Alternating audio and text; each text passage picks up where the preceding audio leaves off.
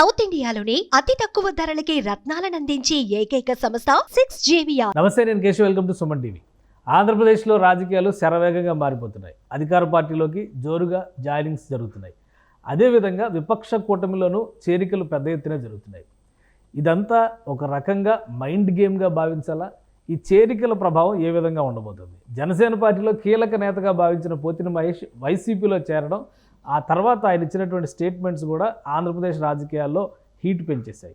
ఈ పరిణామాలు ఏ విధంగా ఉంటాయో ఒకసారి విశ్లేషించేటువంటి ప్రయత్నం చేద్దాం. మనతో పాటు ఉన్నారు ప్రముఖ విశ్లేషకులు, రాజకీయ విశ్లేషకులు ఇనగంటి రవికుమార్ గారు. రవికుమార్ గారు నమస్కారం. నమస్కారం. ఆంధ్రప్రదేశ్లో వరుసగా జాయినింగ్స్ ఇవాళ చూస్తే అధికార పార్టీలో చాలా జాయినింగ్స్ జరిగాయి. అలానే విపక్ష కూటమిలో కూడా డైరెక్ట్గా ఎమ్మెల్సీలు జాయిన్ అయిపోతున్నారు. ఏంటి ఈ జాయినింగ్స్ వలన లేదా ఈ చేరికల వలన జరిగేటువంటి పరిణామాలు ఒక మైండ్ గేమ్లో భాగం లేదా వ్యూహంలో భాగంగానే చూడొచ్చా? అంటే ఇందాక మీరు చెప్పిన దాంట్లోనే దానికి సమాధానం కూడా, అంటే సమాధానం అంటే అధికార పక్షంలో జాయినింగ్స్ ఎక్కువ ఉన్నాయి. దాదాపు అంత కాకపోయినా 1-2 తక్కువతో ప్రతిపక్షంలో కూడా ఒక స్థాయి అటు ఇటుగా చేరుతున్నారు. అంటే రెండు పక్కల ఒకే పక్షంలో చేరితే అది ఒక పక్షం బలహీనపడిందని, రెండో పక్షంలో కూడా చేరుతున్నారంటే ఇద్దరు బలంగా ఉన్నారని. అంటే ఇప్పుడు ఒక ఆయన ఒక పార్టీలో సీట్ రాలేదనో, లేకపోతే ఈ పార్టీలో నాకు 5 ఏళ్ళున్న పదవి రాలేదనో భావించిన వ్యక్తి పార్టీ మారుతున్నాడని మనకి ఇప్పుడు ఈరోజు బహిరంగంగా వస్తుంది. ఈయన కండువా కప్పుకున్నారు, నిన్న మొన్న తెలుస్తుంది. ఇవన్నీ ఒక 1-2 నెలల ముందు నుంచే నడుస్తూ ఉంటాయి అన్నమాట.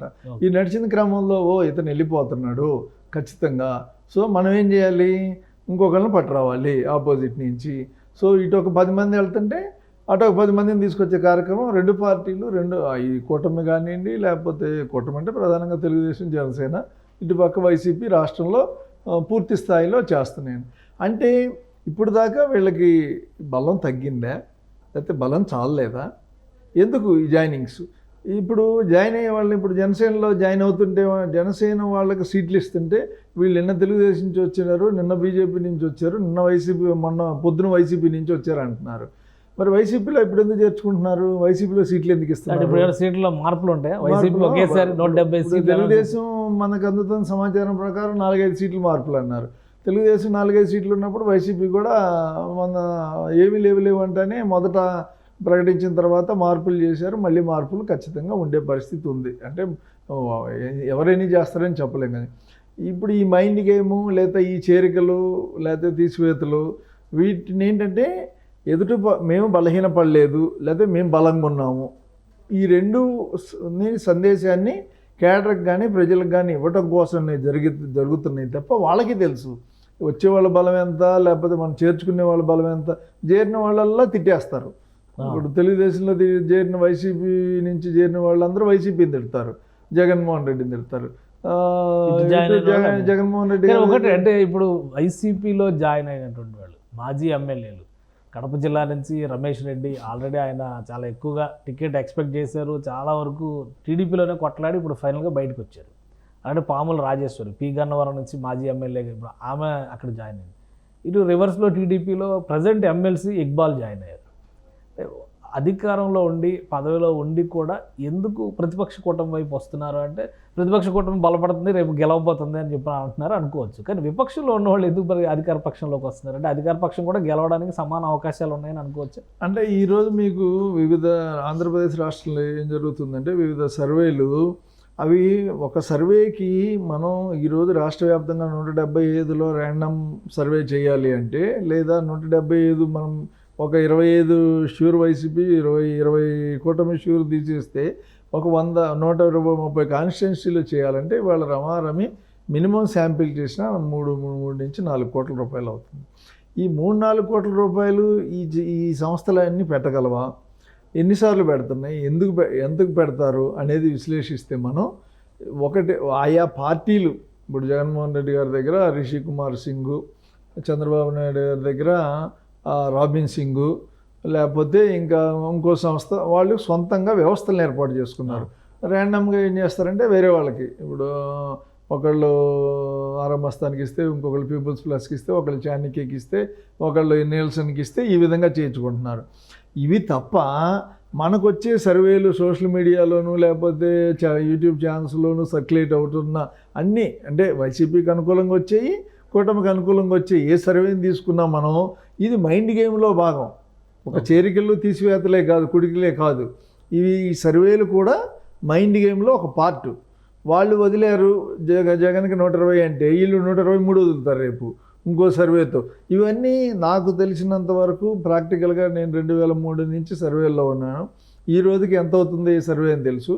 ఏ సంస్థ అయినా ఇంత శాంపిల్ సైజ్ తీసాము, ఇవిగో శాంపిల్స్, దీనికి ఎక్స్పెండిచర్ ఎంత, దీనికి మేము ఆర్గనైజేషన్ ఇట్లా చేసాము అని చెప్పిన సంస్థని ఇటీవల కాలంలో మీరు చూపించండి. కానీ ప్రతి విషయానికి అభ్యర్థిని ఎంపిక చేయడానికి, అభ్యర్థిని మార్చడానికి, అభ్యర్థిని చేర్చుకోవడానికి అన్నిటికీ కూడా సర్వే మీద డిపెండ్ అయ్యామని పార్టీలు చెప్తారు. అది రాజకీయ ఎక్స్టెన్సివ్ సర్వేస్ జరుగుతున్నాయి నిజంగానే. ఫీల్డ్లోనే మీకు ఫీల్డ్లో ఉండేది 500-600 మంది ఫీల్డ్ ఇన్వెస్టిగేటర్సే. వాళ్ళని ఈ సంస్థలు స్టాండర్డ్గా ఏదైతే ఇందాక చెప్పుకున్న 2 పార్టీలకు ఉన్న వ్యవస్థకు సంబంధించి పర్మనెంట్ వాళ్ళు ఉంటారు. వాళ్ళు మొన్న నేను ఒక గోదావరి జిల్లాలో పర్యటిస్తున్నప్పుడు ఒక లెజిస్లేచర్ దగ్గర కూర్చున్నప్పుడు వచ్చారు. వచ్చి ఇట్లా మమ్మల్ని నన్ను అపాయింట్ చేశారండి అని చెప్పారు. నన్ను అపాయింట్ చేశారు. ఆయన రేపటి నుంచి రారు, నేను వస్తా అన్నారు. ఇప్పుడు వచ్చేదేంటి, మీరు వచ్చేదేంటి, ఆయన వెళ్ళిపోయేదేంటి, మీరు ఎప్పటికి అర్థం అవ్వాలి? 30 ఏళ్ళు రాజకీయాల్లో ఉన్న వాళ్ళు మాకు అర్థం అయ్యేటప్పటికే తలపోటుకు వస్తుంది. అంత వేగంగా ఉన్నారు, పరిణామాలు జరుగుతున్నాయి రాజకీయాల్లో. వ్యక్తులు కూడా స్థానికంగా ఉన్న పరిస్థితులను బట్టి అలా వస్తున్నారు. మీరు వచ్చి ఇప్పుడు మీరు నేర్చుకుని మాకు చెప్పి మేము అమలు చేసేది ఏంటి? సర్లేండి, మీరు వచ్చారు, మీ పని మీరు చేసుకుని మీ చేత మీరు తీసుకుని వెళ్ళండి అనే ప్రాక్టికల్గా ఎమ్మెల్యేలుగా పోటీ చేసే వ్యక్తుల్లో కొత్తగా వచ్చిన వాళ్ళు ఒక 5-10% తప్ప వీళ్ళ మీద ఆధారపడి వాళ్ళు ఎన్నికలకి వెళ్ళటం లేదండి. పార్టీల్లో బలహీనత ఏంటి? ప్రాంతీయ పార్టీలు ప్రత్యేకించి జాతీయ పార్టీలు కొంతమేరకు ఉంటుంది. సర్వేలు ఫీడ్బ్యాక్ వాళ్ళు అట్లాగే తయారైపోయారు. తెలంగాణ కానీ ఆంధ్ర కానీ లేకపోతే జాతీయ స్థాయిలో మన కార్యకర్తలు మించిన వ్యవస్థ, మన కార్యకర్తలు చెప్పే అభిప్రాయం కంటే ఎదుటివాడు ఏమన్నా ఎక్కువ తేగలరా? అంటే ఇవ్వదలుచుకుంటే నీకు ఇచ్చేస్తారు సీటు, లేకపోతే ఎందుకంటే నీ గ్రాఫ్ బాగాలేదు, నీది నెగిటివ్ వచ్చింది, నీది IVRSలో బాగాలేదు, నీకు పబ్లిక్లో బ్యాడ్ ఉంది అంటారు.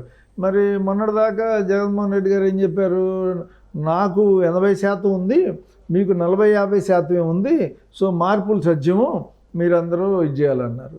ఆయన ఎన్ని మార్చారు? మరి ఆయన చెప్పిన ప్రకారం అయితే వాళ్ళకి 40% ఉంటే దాదాపు 60 సీట్లు 70 సీట్లకి ఇవ్వాల్సింది, మిగతా 80-100 మార్చాలిగా.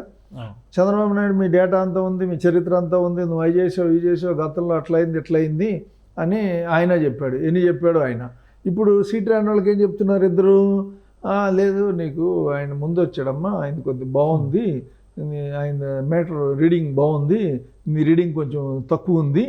సో అంటే ఇప్పుడు కూడా మీ అంచనా ప్రకారం ఆల్మోస్ట్ అన్ని సీట్లు క్లియర్ అయిపోయినా ఒక 2-3 చోట్ల ఏదో కొద్దిగా ఫ్రిక్షన్ ఉంది అంటున్నారు. మీ అంచనా ప్రకారం మార్పులు ఉంటాయా ఇంకా 2 వైపులా? ఇప్పుడు మార్పులకి ఇప్పుడు మళ్ళీ ఇదే ఈ సర్వేలే, మళ్ళీ ఈ సర్వేల్లో ఫీడ్బ్యాక్ ఇచ్చేవాళ్ళు ఇతను బాగాలేదు, అతను బాగుంది, ఇతను బాగుందని చెప్పిన తర్వాత ఒకటి. రెండోది ఏంటి? ఆర్థిక అంశం. ఇప్పుడు నేను ఒక 15-20 పెట్టుకుంటా అన్నాను, నేను ఒక 5 దగ్గర ఆగిపోతాను. 5 దగ్గర ఆగిపోయిన తర్వాత ఇంకా నాకు అందలేదండి, రాలేదు, బెంగళూరు నుంచి రాలేదు, హైదరాబాద్ నుంచి రాలేదు, అమెరికా నుంచి రాలేదు అన్నా అనుకోండి, ఇంకా ప్రత్యామ్నాయం చూసుకుంటున్నారు. ఇక ఎవరిని ఇక కొన్ని భరించాల్సిన సీట్లు ఉంటాయి 2 పార్టీలకి, ఎదుటివాడు ఆర్థిక పరిస్థితి బట్టి కానీ లేకపోతే ఆబ్లిగేషన్ వల్ల కానీ ఇంకోటి కానీ ఇలాంటి. ఇంకోటి మూడో వ్యవహారం ఇంకోటి ఉంది. అదేంటంటే ఇప్పుడు అనుమానం వస్తుంది, చివరి దాకా ఉంటాడా వెళ్ళిపోతాడా? ఆదాల ప్రభాకర్ రెడ్డి గారు బటన్ నొక్కారంట ఆయనకి, ఆయన ఫోన్లో మెసేజ్ వచ్చిందంట అమౌంట్ పడినట్టు. ఆయన అన్నారు, నేను తెలుగుదేశం పోటీ చేయట్లేదు, నేను వైసీపీకి వెళ్ళిపోయా అన్నారు. అట్లా ఇప్పుడు ప్రలోభాలు పెడతారని వీళ్ళు వాళ్ళని ప్రలోభాలు పెడతారని వీళ్ళు పెడతారేమో. ఇతను ఏదన్నా మధ్యలో మాట్లాడుతున్నాడా? ఈ రిపోర్ట్లే ఉంటాయి కదా ఇంటి గవర్నమెంట్కి అనుకున్న వాళ్ళు కూడా బటన్ నొక్కగానే ఆగిపోతున్నారు. మరి అంటే పరిస్థితులు కదా. అందుకని ఇలా తెలుగుదేశం వాళ్ళు వైసీపీకి వెళ్తారా? వైసీపీ వాళ్ళు ఏమన్నా మారుతారా?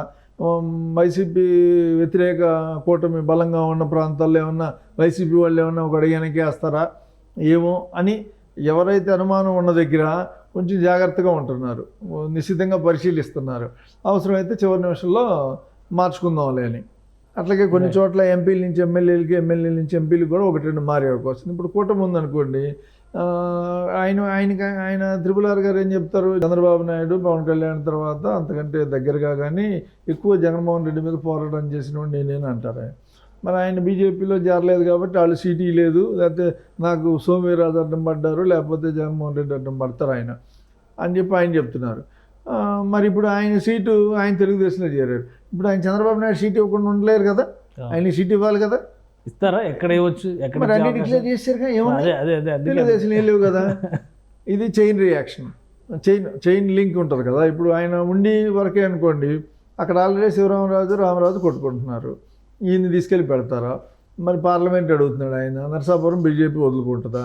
నాకు తెలిసిన సమాచారం అంటే నరసాపురంలో పోటీకి ప్రకటించిన రాజుగారు ఎవరైతే, శ్రీనివాస వర్మ గారు ఎవరైతే ఉన్నారో ఆయన అసెంబ్లీకి ఇంట్రెస్ట్గా ఉన్నారు, ఈ పార్లమెంట్ వ్యవహారం అని ఈజీగా అయిపోయింది కదా. అంటే ఇప్పుడు పార్లమెంట్ కంటే అసెంబ్లీ ఈజీ, ఎందుకంటే 7 కాన్స్టిట్యున్సీస్లో ప్రచారం కంటే ఒక కాన్స్టిట్యున్సీ అక్కడ కూడా విషయం. ఇప్పుడు గత 15 ఎన్డీఏ వచ్చిన దగ్గర నుంచి మీకు ఎంపీలకు అంత సినిమా తగ్గిపోయింది కదా ప్రాక్టికల్గా చూడాలంటే.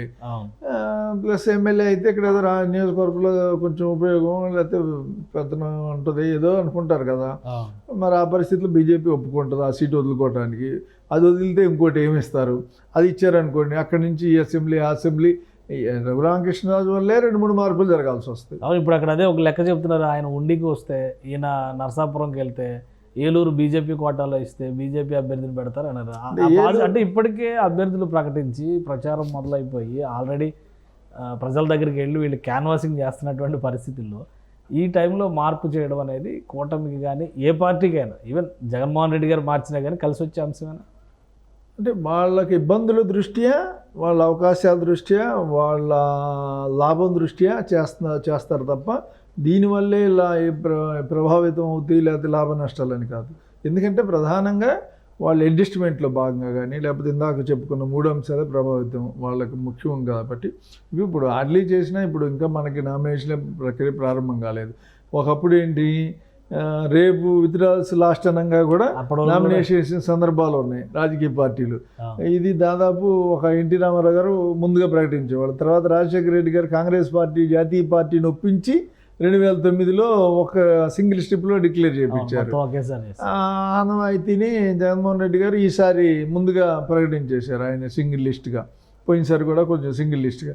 చంద్రబాబు నాయుడు గారు గడిచిన 3 ఎన్నికలుగా అంటే ముందు సగం ఇచ్చినా తర్వాత మిగతా 1/4 1/3 వచ్చేసి ముందు రోజు దాకా 1/2 దశల వారీగా ఉండే.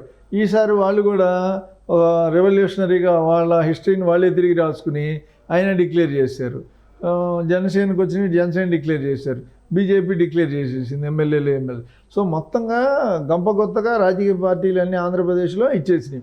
మనం ప్రధానంగా ఒక రాష్ట్రాన్ని 6 దశాబ్దాల పాటు వెళ్ళిన 5 దశాబ్దాల పాటు వెళ్ళిన కాంగ్రెస్ పార్టీ కూడా మనం ప్రస్తావించుకోవాలి. నార్మల్గా అయితే ఏం లేదు, 1% 1/2% 1.5% ఉండిపోయింది. జాతీయ స్థాయిలో కొంచెం రాహుల్ గాంధీ, లేకపోతే తెలంగాణలో పక్కనున్న రాష్ట్రంలో కాంగ్రెస్ రావటం, షర్మిల గారు ఆంధ్రాకి రావటం, రాజశేఖర రెడ్డి గారి కుమార్తె కావటం, లేకపోతే రకరకాలుగా పాదయాత్ర చేస్తుంటాం. ఓట్లు కొంతమంది మీకు 2019కి 2 పార్టీల్లో అసంతృప్తిగా ఉన్న సిట్టింగ్ ఎమ్మెల్యే ఒక్కళ్ళు కూడా చేరలేదు. మీరు గమనించండి, 2019లో వైసీపీ నుంచి కానీ లేకపోతే తెలుగుదేశం నుంచి కానీ ఒక్క సిట్టింగ్ ఎమ్మెల్యే కానీ, 4 రోజులే ఉండొచ్చు టర్ము, ఒక్క ఎక్స్ఎమ్మెల్యే కూడా చేరడానికి సుముఖంగా లేని పరిస్థితులు ఆ రోజు. ఈ రోజుకి వచ్చేసేటప్పటికి రిజైన్ సీట్లు రానివాళ్ళు కావచ్చు, ఎవరైనా కావచ్చు. 4-5 ఎమ్మెల్యేలు అయితే చేరారు కదా. బాబు కానీ ఆర్దర్ కానీ పోటీకి పోయినసారి ఎవరు కాంగ్రెస్లో అగ్రనేతలు ఎవరు ముందుకు రాలి. అంటే ఈసారి హైకమాండ్ మీరు అందరూ పోటీ చేయండి, మనకి నెక్స్ట్కి ఇప్పుడు వాళ్ళ టార్గెట్ ఏంటి, నాకు తెలిసిన సమాచారం 10% ఓట్ బ్యాంక్ తెచ్చుకోవాలని. 10 కాదు 5 వచ్చినా వాళ్ళకు బిల్డింగ్ కదా. సో ఆ కాంగ్రెస్ పార్టీ కూడా ఉంది ఇప్పుడు వీళ్ళిద్దరు. ఇంకోటి, ఇప్పుడు ఇలాంటి పరిస్థితుల్లో విజయవాడ పశ్చిమ నియోజకవర్గంలో జరిగిన పరిణామాలు, పవన్ కళ్యాణ్ పైన నేరుగా పోతిని మహేష్ చేసినటువంటి విమర్శలు, వీటిని ఎలా చూడాలి? సుజనా చౌదరిని ఓడగొట్టడమే లక్ష్యం అని అనౌన్స్ చేశారు ఈరోజు ఆయన పార్టీ మారిన తర్వాత. సో సో ఇవి కేవలం ఇద్దరు వ్యక్తుల మధ్య స్పర్ధగా చూడాలా, లేదంటే పార్టీల మధ్య జరుగుతున్నటువంటి రగడగా మారేటువంటి అవకాశం అని ఉందా? ఇక్కడ 2 పార్టీలు 3 వ్యక్తులండి. Janasena YCP party, Pavan Kalyan, Jaganmohan Reddy. మూడోది బీజేపీ పార్టీ కాదు, అక్కడ సుజనా చౌదరి. ఓకే. సో వైసీపీకి వ్యతిరేకి, వైసీపీ వాళ్ళకి నచ్చని వ్యక్తి. సో అక్కడేమవుతుంది, వైసీపీ నచ్చని వ్యక్తి ప్లస్ పవన్ కళ్యాణ్కి పవన్ కళ్యాణ్ చేత అన్యాయం చేయబడ్డాడు పోతిన మహేష్. సో వాళ్ళకి 2 పాయింట్లు ఉన్నాయి కాబట్టి పోతిన మహేష్ గారిని ప్రయత్నం చేసుకుని వాళ్ళు సక్సీడ్ అయ్యారు. అక్కడ జగన్మోహన్ రెడ్డి గారు ఓన్లీ సుజనా చౌదరి అయినా, లేకపోతే YCP party only Sujana Chowdary అయినా, ఓన్లీ పవన్ కళ్యాణ్ అయినా, లేకపోతే జనసేన క్యాండిడేట్లు టీడీపీ అయినా టార్గెట్. కానీ ఇక్కడ రెండు ఉన్నాయి కదా పాయింట్లు. సుజనా చౌదరి తెలుగుదేశం బీజేపీలో ఉన్న కోవర్ట్ అని, లేకపోతే రకరకాలుగా సాక్షి పత్రికల్లో మనం చదువుతూ ఉంటాం కదా. ఆయన ఇప్పుడు విజయవాడ వచ్చి పోటీ చేసి ఇక్కడ ఏదైనా గెలిచే పరిస్థితి రాకూడదు అనేది సహజంగా ఉంటుంది కదా. దానిలో భాగంగానే వాళ్ళు ఎదురు చూస్తున్నట్టు పొద్దున మహేష్ గారికి సీటు ఇవ్వలేదు కాబట్టి వాళ్ళు ప్రయత్నం చేసుకుని వాళ్ళ పార్టీలో చేరారు. సో ఇక్కడ ప్రధానంగా ఏంటంటే పోతిన మహేష్ గారు వెల్లంపల్లి గారి మీద అవిశ్రాంత పోరాటం చేశారు, కోర్టులకు ఎక్కారు, దేవాదాయ శాఖ చాలా అవినీతికర కార్యక్రమాలు వెలికి తీశారు. సహజంగానే మనం రాజకీయ పార్టీ మారినప్పుడు ఆల్ ఈజ్ వెల్ అంటే నిన్నటి వరకు ఉన్నదంతా ఈరోజు మంచి అయిపోయింది. సో అంటే కాన్స్టిట్యున్సీలో యాక్సెప్టెన్స్ ఉంటుందా? నిన్నటి వరకు అదే వెల్లంపల్లి శ్రీనివాసరావు మీద, అదే వైసీపీ మీద పోరాడి ఇప్పుడు ఆయన వైసీపీ కండువా కప్పుకొని వెళ్ళి వైసీపీ అభ్యర్థికి మద్దతు ఇవ్వడం, లేదా వైసీపీ అభ్యర్థిగా ఆయన నిలబడిన కానీ పరిస్థితుల ప్రభావం వల్ల జనం యాక్సెప్ట్ చేస్తారా? ఆయన పోటీ చేయట్లేదుగా, మద్దతు ఇవ్వని అడగాల్సిన పరిస్థితి ఉంది కదా. మద్దతు ఇవ్వని అడుగుతారు కదా, అప్పుడు ఎవరు వాళ్ళకు ఉండిపోయారు కదా. ఆయన ప్రభావం కొంత ఉంటుంది, లేకుండా ఉండే పరిస్థితి లేదు. ఆయనకి ఆ రోజు జనసేన పార్టీతో 20,000 వచ్చినాయి అనుకోండి, ఆయన సొంతయో 10,000 ఉన్నాయి అనుకోండి, ఇప్పుడు ఒక 5,000 ఆయన ప్రభావితం చేయగలరు కదా. ఎందుకు జాగ్రత్త పడుతున్నారు వైసీపీ అంటే, సుజనా చౌదరి గెలిచే పరిస్థితి రాకూడదు అనే దానికి. వెల్లంపల్లి గారు సీటు మార్చినప్పుడు సెంట్రల్కి వెళ్తా వైసీపీ స్ట్రాంగ్ ఓట్లు ఆయన గ్యారంటీగా పడతాయి అనుకున్న ఒక 8,000 ఓట్లను ఆయన ట్రాన్స్ఫర్ పెట్టాడు గంప కొత్తగా సెంట్రల్ నియోజకవర్గానికి, పశ్చిమ నియోజకవర్గం నుంచి సెంట్రల్ నియోజకవర్గానికి. అంటే ఒకేసారి అన్ని ఓట్లు మార్చడానికి పాసిబిలిటీ ఉంటుంది. అదే చివరి దశలో ఉంది. ఒక 5,000 మారినాయి అనుకోండి, 5,000 4,000 ఆయన పడేయే కదా. ఈ 4,000 మైనస్ కదా, ఇక్కడ ఈ 4,000 పూడ్చుకోవాలిగా. ఇప్పుడు అదొక సమస్య ఉంది కదా. మార్జిన్ కూడా చాలా తక్కువ అనుకోండి, తక్కువ మార్జిన్. ఎప్పుడు డిఫరెంట్గా ఉంటుంది. మీరు పశ్చిమ నియోజకవర్గం రాజకీయం చూస్తే ప్రతిసారి ఒకళ్ళు ఇండిపెండెంట్ గానో రెబల్ గానో, లేకపోతే ఒక పార్టీ సీట్ ఇస్తే నచ్చక ఇంకొకళ్ళు వేయటం జరుగుతుంది మీకు ప్రతిసారి, వాళ్ళు కొంత చీల్చుకోవటం. ఈసారి ఏమైంది, కాంగ్రెస్ సిపిఐ కూటమి ఒకప్పుడు సుబ్బరాజు లాంటి వాళ్ళు సిపిఐ తరఫున ఎమ్మెల్యేకి చేశారు, ఇప్పుడు సిపిఐకి కేటాయించారు. ఈనాటి ఇప్పుడు వైసీపీలో ప్రముఖ నాయకుడిగా ఉన్న గౌతమ్ రెడ్డి గారు సిపిఐకి కార్పొరేటర్గా చేసి వచ్చిన ఆయన. సో మీకు అక్కడ సిపిఐ కొండ మీద ఓట్లు ఒకప్పుడు సిపిఐ ఓట్లు, మరి కాంగ్రెస్ సిపిఐ కలిసి ఉన్న 4,000-5,000 మైనార్టీ ఓట్లు కొండ మీద ఓట్లు అవి కలిపి ఉన్న చీల్చగలదా? 5,000, 10,000, 20,000 చీల్చగలిగితే అవి ఎవరో ఓట్లు ఎవరికి నష్టం అవుతాయి. ప్లస్ అక్కడ ప్రధానంగా చూడాల్సింది ఏంటంటే, మీరు అక్కడ ఇప్పుడు ముస్లిం ఓట్లు బీజేపీకి ఒకటి కూడా రాదు, మొత్తం వైసీపీకి పడతాయి అంటున్నారు గంప కొత్తగా, అయోధ్య రాముడి విషయం కానీ, లేకపోతే బీజేపీ పోటీ చేయటం వల్ల కానీ. సేమ్ టైము అక్కడ మీకు 1 టౌన్లో మీకు చాలా దేవాలయాలు ఉంటాయి. కనకదుర్గ అమ్మవారి గుడి దగ్గర నుంచి, పాత శివాలయం దగ్గర నుంచి దేవాలయాలు. అక్కడ విశ్వ హిందూ పరిషత్ కానీ ఏదైనా విజయవాడకు మొదలు అక్కడి నుంచే వచ్చింది. ఇది హిందుత్వం కానీ, ఇప్పుడు అయోధ్య రాముడి విషయం కానీ, రకరకాల కార్యక్రమాలు ప్రభావంలోనే జరుగుతాయి. ఇటు మైనారిటీలు ఉన్నారు, అటు ఆ కార్యక్రమం నడుస్తుంది. ఈ రెండిట్లో ఏంటి ఎవరు ఎంతవరకు మార్జిన్. ప్లస్ అక్కడ ప్రధానమైంది ఇంకోటి మీరు చూడాల్సింది ఏంటంటే, మనకి కోస్తా జిల్లాలకి ఒక 5-6 జిల్లాలకి ఒక వర్తక కేంద్రం 1 టౌన్ అంటే. 1 టౌన్ అంటే హోల్సేల్ మార్కెట్, ఒక కిరాణానే కాదు, హార్డ్వేర్ కాదు, మీకు వస్త్రలత అంటారు, కాళేశ్వరం మార్కెట్, వస్త్రలత, ఎక్స్టెన్షన్ ఉన్న కృష్ణవేణి మార్కెట్ కానీ, వివిధ వ్యాపారాలు గత కొన్ని సంవత్సరాలుగా స్తబ్దతగా ఉన్నాయి. వ్యాపారాలు తగ్గిపోయినాయి, మనీ రొటేషన్ లేకపోవడం కానీ, రకరకాల కారణాల వల్ల కానీ, లేకపోతే చూపిస్తున్నారు. వీటి ప్రభావం కూడా కొంతమేర ఉండే అవకాశం. ఇంకొకటి, ఇప్పుడు అక్కడ ఒకవేళ వైసీపీ వర్సెస్ సుజనా చౌదరి అనుకున్నప్పుడు, సుజనా చౌదరిని ఎందుకు అంత టార్గెటెడ్గా ఈవెన్ కేసీఆర్ నాని గారు కూడా పదే ఆయన ఎంపీ క్యాండిడేట్ కాదు కదా, ఒక కాన్స్టిట్యున్సీకి ఎమ్మెల్యే క్యాండిడేట్గా పోటీ చేస్తున్నారు. కేసీఆర్ నాని గారు కూడా టార్గెట్ చేసి మాట్లాడుతున్నారు. ఇది అంటే వైసీపీ ఇచ్చిన టాస్క్ కింద దీన్ని చూడాలా, లేదా ఒక రకంగా సుజనా చౌదరిని చూసి వీళ్ళందరూ కూడా ఎలా అయినా ఇక్కడే ఓడగొట్టేస్తే అసలు ముందుకెళ్ళేటువంటి పరిస్థితి ఉండదు అనేటువంటి విషయంలో ఒక సమైక్యంగా వ్యూహం నడిపిస్తుంది. ఇందాక 2 అంశాలు చెప్పే కదా మీకు, వైసీపీకి పవన్ కళ్యాణ్ సుజనా చౌదరితో పాటు ఇక్కడ కేసీఆర్ నానికి చిన్ని ఉన్నాడండి. ఓకే ఓకే, వాళ్ళ తమ్ముడు చిన్ని ఎంపీగా పోటీ చేయటం ఒక విధంగా నానికి మొదటి నుంచి పశ్చిమ నియోజకవర్గం మీద కొంచెం కాంటాక్ట్స్ లాస్ట్ టైం ఎలక్షన్స్ లో ఆ అమ్మాయిని నిలబెట్టాలని ట్రై చేశాడు, ప్లస్ ఆయనకి పట్టుంది. ఇప్పుడు కార్పొరేటర్ అయింది కూడా అక్కడ నుంచి, కార్పొరేటర్ కాదు అంటే ఆయనకి మొదటి నుంచి అక్కడ కొంత గ్రిప్ ఉంది. ఆయన మొదటి నుంచి మీకు పార్లమెంట్లో కూడా సిసిఏ బిల్ అప్పుడు కూడా అతను డిఫర్ అయ్యాడు కేసీఆర్ నాని గారు. కొంత ముస్లిం కమ్యూనిటీలో గ్రిప్ ఉంది ఆయనకి. ఎవరైతే సోదరుడుగా ఆయన సోదరుడు చిన్ని గారు ఉన్నారు, ఆయన డిఫర్ అయ్యి ఆయన పోటీ చేయటం, ఆయనకి సుజనాకి సత్సంబంధాలు కలిగి ఉన్నాయి కాబట్టి సో ఇంకొక యాడింగ్ అనమాట, ఇంకొక ఎనిమి అగ్నికి ఆజ్యం తోడైనప్పుడు శత్రు పరంపర అంటే ఇక హోరీ భిన్నమైన వాతావరణం. ఇప్పుడు పిఠాపురం అనుకోండి, only Pawan Kalyan into YCP, Jaganmohan Reddy garu target Pawan Kalyan ఉంటుంది. అదే వైసీపీలో ఒక పెద్దిరెడ్డి గారి మీద టార్గెట్ టీడీపీ క్యాండిడేట్ని, లేకపోతే మీకు పులివెందులో ఏం లేదండి, కుప్పంలో ఏంటి చంద్రబాబు నాయుడు జగన్మోహన్ రెడ్డి టార్గెట్గా ప్రత్యర్థుల ప్లాన్. ఇక్కడ అసలు మల్టీ అనమాట. ఇక్కడ మల్టీ పార్టీలు ఎలా ఉన్నాయో వన్ టౌన్లో మల్టీ రీజియన్స్ మల్టీ కమ్యూనిటీ ఎట్లాగో మీకు ఇక్కడ శత్రుత్వాలు కూడా అట్లా భిన్నమైన వాతావరణంలో ఉన్నాయండి. ఇక పిఠాపురం ప్రస్తావన ఇచ్చారు కాబట్టి అసలు పిఠాపురం పరిస్థితి ఏంటి, మీ అంచనా ఏంటి?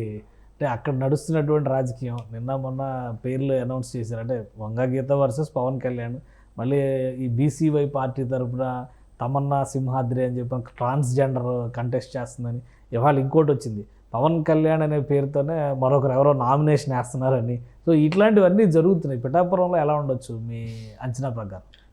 ఇవన్నీ చిన్నవి అండి, ఎవరికి ప్రచారానికి మనకి పనికి వస్తాయి కదా. ఇప్పుడు పవన్ కళ్యాణ్ పేరుతో 100 మంది పవన్ కళ్యాణ్ పోటీ చేసినా పవన్ కళ్యాణ్ గుర్తేంటి అనేది వాళ్ళ అంతగా ఇల్లిటరేట్గా ఉండి జనంలో మనకంటే మీరు టీవీలో ఉండే వాళ్ళకంటే లేకపోతే రాజకీయ నాయకులు అనుకుంటారు మాకు బాగా తెలుసు అని, వాళ్ళకంటే ప్రజలు ఇంకా బాగా తెలుసు అండి. ఓకే, అంతేగాని పేరు ఉన్నంత మాత్రాన పవన్ కళ్యాణ్కి వేసే పరిస్థితులు కాదు.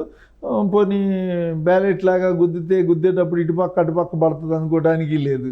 బటన్ నొక్కుడు, ఆ బటన్ ఎట్లాగేంటి అనేది కనిపిస్తుంది, తెలిసిద్దండి. అది పెద్ద అవి అంశాలు కాదు. ఇంకో పార్టీ పోటీ చేసినా ఎన్ని ఓట్లు వస్తాయో మన ఆంధ్రప్రదేశ్లో మీరు చూస్తున్నారు. 2 పార్టీ వ్యవస్థ నుంచి 3 పార్టీ వ్యవస్థకు ఆంధ్రప్రదేశ్ వెళ్ళిపోయిందండి. 2009లోనే ఆంధ్రప్రదేశ్ అంటే మన తెలంగాణ తీసేసిన తర్వాత మిగిలిన 13 జిల్లాల్లో 2009 దాకా 4 దాకా మీకు 2 పార్టీ వ్యవస్థ, 2009 నుంచి 3 పార్టీ వ్యవస్థ వచ్చింది. 14లో పవన్ కళ్యాణ్ గారు పోటీ చేయకుండా మద్దతు ఇచ్చారు. మళ్ళీ 19లో ఆయన పోటీ చేస్తే ఏమైంది, మీకు ఆయనకి 6% ఓట్లు వచ్చినాయి. అంటే 3వ పార్టీ ఉంది ఇక్కడ. సో ఇప్పుడు ఏమైంది, మళ్ళీ 2 పార్టీలకు వచ్చేసినాయి. ఇంతే తప్ప మిగతా వాళ్ళకి అక్కడ ప్రస్తుతానికి ఎలా ఉందంటే ఆంధ్రప్రదేశ్లో పరిస్థితి, తెలుగుదేశమా జగన్ వైసీపీనా లేకపోతే మూడో వాడు ఎందుకు ఉండాలా అన్నట్టుగా మాట్లాడుతున్నారు. మీడియా ఉందనుకోండి, ఎల్లోనా బ్లూనా అని పెట్టారు. ఆ ఎల్లో మీడియా లేదా ఏది మాట్లాడినా కూడా అటన్నా మద్దతు ఇస్తా మాట్లాడి ఇటన్నా అంట, న్యూట్రల్గా వాళ్ళు 2 తప్పులు చేశారు, వీళ్ళు 2 తప్పులు చేశారు అని చెప్పడానికి లేదనే పరిస్థితి తీసుకొచ్చారండి. అది చాలా దురదృష్టకరమైన పరిణామాలు ఆంధ్రప్రదేశ్లో నెలకొన్నాయి. కానీ ముద్రగడ పద్మనాభం లాంటి వారు కూడా ఇవాళ మళ్ళీ మాట్లాడారు, పిఠాపురం చుట్టూ రాజకీయం నడుస్తుంది. అసలు ఆంధ్రప్రదేశ్లో 175 నియోజకవర్గాల్లో పిఠాపురం ఒక హాట్ ఇష్యూ లాగా మారిపోతుంది, ఒక హాట్ స్పాట్ లాగా ఉంది అని అనుకోవచ్చా ఇప్పుడు ఈ ఎలక్షన్స్ వరకు? అంటే ఇప్పుడు పవన్ కళ్యాణ్ గారు వచ్చి రాజమండ్రి జైలు దగ్గర మద్దతు ఇవ్వకుండా, పవన్ కళ్యాణ్ గారు తెలుగుదేశంతో వెళ్లకుండా, పవన్ కళ్యాణ్ గారు విడిగా ఉండు బీజేపీతో ఉండుంటే సమస్య లేదనుకుని వైసీపీ అనుకుంటుంది కదా, రాష్ట్ర ప్రజలకు కూడా తెలుసు కదా అది. సో ఇప్పుడు సమస్య కంట్లో నలుసు ఎవరు, పవన్ కళ్యాణ్. సో పవన్ కళ్యాణ్ని ఓడిచ్చేస్తే నెక్స్ట్కి ఉండడు కదా, ఇక 2 సార్లు ఓడిపోయిన తర్వాత వ్యక్తిగతంగా సో టార్గెట్ అతని మీదే ఉంటుంది కదా. 2 జరిగిన దానికి జరగబోయేదానికి కూడా ఇతన్ని టార్గెట్ చేయకుండా ప్రత్యర్థులు ఎలా ఊరుకుంటారు? రైట్. సో వాళ్ళు ఆ కార్యక్రమంలో ఉన్నారు. ముద్రగడ పద్మనాభం గారు ఇప్పుడు మీరు మరి అప్పటికి ఇంకా స్కూల్కి కూడా వెళ్ళి ఉండరు, నాకు కొంత తెలుసు. ఆయన 78లోనే ఎమ్మెల్యేగా వచ్చి ప్రస్థానం, ఆ తర్వాత విజయభాస్కర్ రెడ్డి గారి టైంలో డెఫర్ అయ్యి రాజీనామా చేసి సైకిల్ యాత్ర చేసి మహోన్నత ఉద్యమం నడిపిన వ్యక్తి. ఆ రోజు 94 ఎన్నికలు వచ్చేసేటప్పటికి ఆయన పోటీ చేసిన పత్తిపాడులోనే ఓటమి చెందడం జరిగింది. సొంత నియోజకవర్గం. ఆ తర్వాత ఆయన మళ్ళీ తెలుగుదేశంలో చేరి 99లో ఆయన లోక్సభ సభ్యుడు అవటం, ఆ తర్వాత మళ్ళీ పార్టీలు 2009లో మళ్ళీ కాంగ్రెస్ పిఠాపురంలోనే ఓడిపోయారు. ఆయన తర్వాత ఏం చేశారంటే ఇక ఈ రాజకీయాలు నాకు నచ్చు, కొంచెం ముక్కుసూటిగా వ్యవహరించే వ్యక్తి కాబట్టి ఈ రాజకీయాలు నాకు సరిపడు, నేను ఓన్లీ ఈ సమాజం కోసం, ఈ కాపు సమాజం కోసం, వీళ్ళ కోసం ఉద్యమం చేస్తారు. అది కూడా కాదన్నారు కదా. 2019 నుంచి ఆయన పూర్తిగా అంతకు ముందు నుంచే మొదలుపెట్టి ఆయన పూర్తిగా అదే కార్యక్రమంలో పనిచేస్తూ ఉన్నారు. ఇప్పుడు ఆయన ఒక రాజకీయ పార్టీలో చేరటం, ఆయన రాజకీయ పార్టీలో చేరేటప్పుడు అంటే మనలాంటి వాళ్ళు ఉన్నది మాట్లాడుకోవాలి తప్ప వేరేది ఎవరో ఫీల్ అవుతారని మనం బాధపడక్కర్లా. ఆయన అంతకుముందు కూడా ఒక లేఖ రాస్తున్నారు, చంద్రశేఖర్ రెడ్డి గారు సపోర్ట్ ఇచ్చారు, బారంపూడి చంద్రశేఖర్ రెడ్డి గారు లారీలు పంపించారు, ఆయిల్ కొట్టించారు అని అప్పుడు కొంచెం వివాదం అయింది. అదేంటి మన కమ్యూనిటీకి ఇట్లాగూ అని చెప్పేసి అని. సరే అవన్నీ జరుగుతూ ఉంటాయి. పవన్ కళ్యాణ్ గారు డిఫరెంట్గా ఆయన లేఖలు రాశారు. మరి అంత ఉద్యమం చేసి అన్ని చేసిన ఆయన ఈరోజు ఆ రిజర్వేషన్లు కానివ్వండి, లేకపోతే ఆ కాపు సంక్షేమానికి సంబంధించి నిర్దిష్టంగా ఏమన్నా మాట్లాడి జాయిన్ అయ్యారా అనేది ఆయన చెప్పాడు కదా, నేను జాతి నాయకుడిని కాదు రాజకీయ నాయకుడిని చెప్పేసిన తర్వాత ఇంకా మీకు అది పోయింది కదా. ఇప్పుడు టార్గెట్ ఓన్లీ పవన్ కళ్యాణ్. అప్పుడు మీరు పవన్ కళ్యాణ్ని కులపరంగా మాట్లాడడానికి లేదు. ఇప్పుడు ఆయన కాపుల్ని తాకట్టు పెడుతున్నాడు అని చెప్పి ఆయన ఎట్లా మాట్లాడతారు? రైట్. ఇది కేవలం రాజకీయ పరమైనటువంటి అయిపోయింది. మీరే రాజకీయ పరంగా అన్నారు కాబట్టి ఇంకా రాజకీయం వచ్చిన తర్వాత ఇంకా బట్టలు పెట్టేది తప్ప నువ్వు ఎదుటోళ్ళని తీస్తే వాళ్ళు నిన్ను తీస్తారు. ఇంకా అంతకు మించి వేరేది జరిగేది ఉండదు కదా. రైట్. థ్యాంక్ యూ రవికుమార్ గారు, మీ అభిప్రాయాలు తెలియజేస్తున్నారు. ఇది ఆంధ్రప్రదేశ్ రాజకీయాల్లో పరిణామాలు శరవేగంగా జరుగుతున్నాయి. ఒకవైపు జాయినింగ్స్, మరొక వైపు ఎమ్మెల్సీ స్థాయి వ్యక్తులు కూడా పార్టీలు మారుతున్నటువంటి పరిస్థితి. అయితే కంట్లో నలుసుగా మారింది పవన్ కళ్యాణ్ మాత్రమే. అటు విజయవాడ వెస్ట్ నియోజకవర్గంలో జరిగినటువంటి రాజకీయం కావచ్చు, పిఠాపురంలో జరుగుతున్నటువంటి రాజకీయం కావచ్చు, వీటన్నిటికీ కూడా సెంటర్ పాయింట్ పవన్ కళ్యాణ్ అవుతున్నారు. ఎందుకంటే పవన్ కళ్యాణ్ని ఈసారి ఓడిస్తే ఇక మీద రాజకీయ భవిష్యత్తు ఉండదనే ఉద్దేశంతోనే వైసీపీ ప్రతి వ్యూహాన్ని అమలు చేసేటువంటి బిజీలో ఉంది అని రవికుమార్ గారు చెప్తున్నారు. ఇది special discussion. Keep watching. Suman టీవీలో మీ పర్సనల్ అండ్ బిజినెస్ ప్రమోషన్స్ కోసం కింది నెంబర్కి కాంటాక్ట్ చేయండి.